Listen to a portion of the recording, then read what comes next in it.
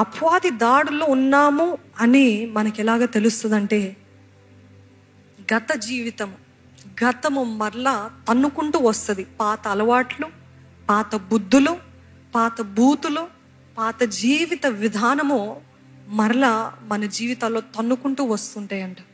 పేతుర్ని చూసినట్లయితే మరలా యేసు ప్రభు ఆరోహణం అయిన తర్వాత అంటాడు, మరలా వెళ్దాము, మరలా చేపలు పట్టుకుందాము, మరలా వెళ్దాము అని అంటాడు. ఈరోజు మనకి యేసు ప్రభు మన జీవితంలో లేనప్పుడు ఎలా ఉంటుంది తెలుసా అండి? నాకు యేసు ప్రభు ద్వారా ఎటువంటి మేలు కలగలేదు, నా జీవితంలో ఎటువంటి ఫలితము లేదు, I'm going only worse, I'm only getting worst అన్న పరిస్థితిలో ఉన్నప్పుడు ఎలా ఉంటుందంటే, నా గత జీవితం బాగుంది కదా. చాలామంది భర్తలు చూడండి, భార్యలు చూడండి, వాళ్ళ వివాహ జీవితంలో కొన్ని గొడవలు వస్తే, అపార్థాలు ఇవన్నీ జరుగుతున్నప్పుడు ఏమంటారు తెలుసా? నీకంటే ఆమెనే బెటర్, నీకంటే ఆయనే బెటర్ అని అంటూ ఉంటారు. ఎంత గాయం అది, ఎంత గుండె గాయం అవుతుందండి. ఒక భర్తకి ఎంత రోషం పుడుతుంది, ఒక భార్యకి ఎంత విరిగిపోతుంది వారి గుండె అలాంటి మాటలు మాట్లాడుతూ ఉంటారు. Because they think the past is better. దేవుడు అంటాడు, వెనుకున్న వాటిని మరచి ముందున్న వాటి కొరకే వేగిరపడాలి అని అంటే, మనమేమో అపవాది చేత దాడి చేయబడుతున్న వారందరూ నా previous life, my youth life, my enjoyment life, my sin life, that was much better, అది ఇంకా బాగుండింది, ఈ శ్రమలేంటి, ఈ తుఫాన్లేంటి, ఈ గొడవలేంటి, ఈ అల్లకల్లోలాలేంటి, అదే బాగుంది కదా అనే పరిస్థితిలోకి వెళ్ళిపోతూ ఉంటారండి. అపవాది ఎప్పుడు కూడా గతాన్ని చూపిస్తూ ఉంటాడు.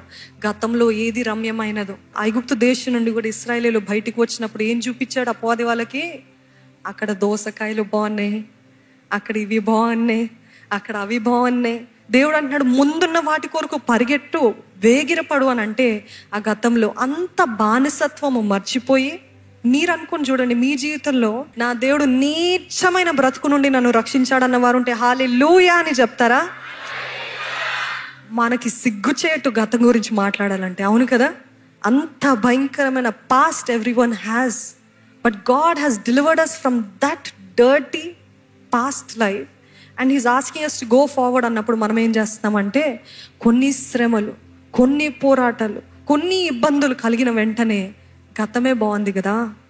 ఎన్నోసార్లు యథార్థంగా చెప్తున్నానండి, నేను కూడా అనేక సార్లు అనుకున్నాను, ఈ వివాహం అయిన తర్వాత పోరాటాలు, సమస్యలు వచ్చినప్పుడు గతంలో ఎంత కేర్ ఫ్రీగా ఉన్నాను, ఇన్ని బాధ్యతలు లేవే, ఇన్ని అవసరతలు లేవే, ఇంత లేదే, ఇంత కష్టము లేదే, నా కేర్ ఫ్రీ లైఫ్, వివాహం కాని జీవితం ఎంత చక్కగా, ఎంత ఆనందంగా ఉంది అని అనుకున్నాను. కానీ కొన్ని సంవత్సరాలు దేవుడు నాకు నేర్పిస్తూ వచ్చాడు, నువ్వు అనుకునేది తప్పు. వాక్యము ద్వారా నేర్పిస్తూ వచ్చాడు, అనుకునేది తప్పు, గతము మర్చిపో, గతాన్ని విడిచిపెట్టు. ఎప్పుడైతే గతము తీసుకొస్తున్నారో అపవాదిని కూడా తీసుకొస్తున్నారు మీ జీవితంలోకి. జాగ్రత్త, గతము తీసుకొస్తున్నారా మీ మాటలోకి? మీ వైఫ్ దగ్గర, మీ హస్బెండ్ దగ్గర ఊరికే గతం గురించి మాట్లాడుతున్నారా? అపవాదికి చోటిస్తున్నారు. Be careful. If you're still unmarried and you're talking about my past was better, my past without God was much better అని ఈ మాటలు వస్తున్నాయి అంటే, you're saying come enemy, come Satan, have a place in my house or have a place in my heart అంటున్నారు.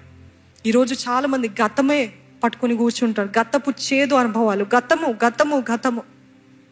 కొంతమంది ఎన్ని సంవత్సరాలు అయ్యి బిడ్డలు కనిన తర్వాత కూడా, నా తల్లిదండ్రులు నాకేం చేయలేదు, నా తల్లిదండ్రులు నా జీవితంలో ఏ ఒక్క ముక్క బంగారం కూడా ఇవ్వలేదు, నా తల్లిదండ్రులు నన్ను సరైన స్కూల్లో చదివించలేదు, నా తల్లిదండ్రులని వారికి బిడ్డలు పుట్టిన తర్వాత కూడా కక్ష, చేదు వారి హృదయంలోనే ఉంటుందండి.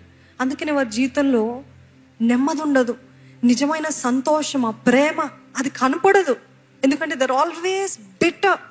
ఆ గతంలో జరిగిన దాని గురించి ఆలోచిస్తున్నారు, కానీ పర్వాలేదులే, ఏదో జరిగిపోయింది, క్షమించేద్దాములే, నేను అది ఆ భారము నా హృదయంలో పెట్టుకోనులే అనే పరిస్థితులు ఉండరు. కాబట్టి so many of our lives are still stuck, bitter, ఎదుగుదల లేదు, స్టాగ్నేషన్, డిలే. ఇవన్నీ ఎందుకు జరుగుతున్నాయి అంటే, మీ హృదయంలో ఇంకా చేదు ఉంది కాబట్టి. ఈరోజు ఇంకా మీ జీవితము గతంలోనే పెట్టుకున్నారు అని అంటే చాలా జాగ్రత్త అండి. చాలా జాగ్రత్త. ఎందుకంటే కొన్నిసార్లు మనము గతం గురించి ఆలోచిస్తాము, మాట్లాడతాము. ఆ పాత బుద్ధులు మరలా మనలో పొడుచుకుంటూ వస్తుంటుంది. ఆ పాత అలవాట్లు, పాత పాపలు మరలా చేస్తే బాగుంటుంది, మరొక్కసారి అనుభవిస్తే బాగుంటుంది, ఒక్కసారి చేసి చూద్దాము అని అంటున్నారా? ట్రాప్లో పడతారు. అదొక వల, అదొక ఎర్ర అని మర్చిపోవద్దు. దాంట్లో ముంచి వేయడానికి అపవాది ఒక్కసారి పర్వాలేదు అని అంటాడు.